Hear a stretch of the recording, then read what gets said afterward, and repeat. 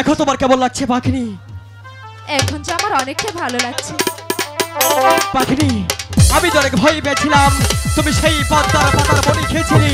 জানো পাখিনি, তুমি যখন ছটফট করলে তখন আমার ভিতরটাকে আমার ভিতরটা জ্বলে পড়ে অস্থির হয়ে যাচ্ছে। জানো পাখিনি, তোমাকে ছাড়া আমি এক মুহূর্ত চলতে পারি না, কারণ আমি তোমাকে অনেকটাই বেশি ভালোবাসি।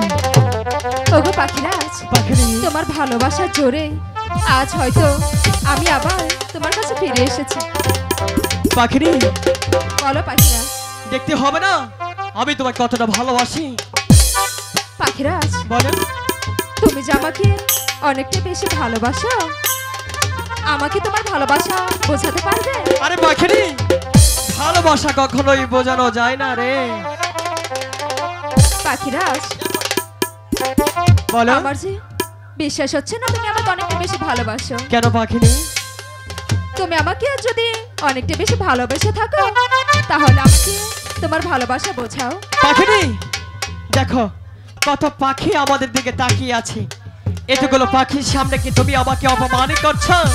পাখিরাজ, হ্যাঁ এখানে অনেকগুলো পাখিরাও আছে যারা আমার সাথে আছে।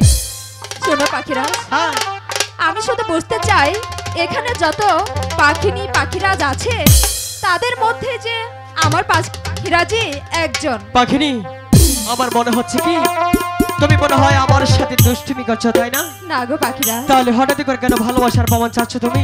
আমি যে শুধু তোমার ভালোবাসাটুকুই বুঝতে চাই। পাখিনি আমি আগে পর্যন্ত কল্পনা করতে পারিনি তুমি সেই আমার কাছে সেই ভালোবাসার প্রমাণ চাবি।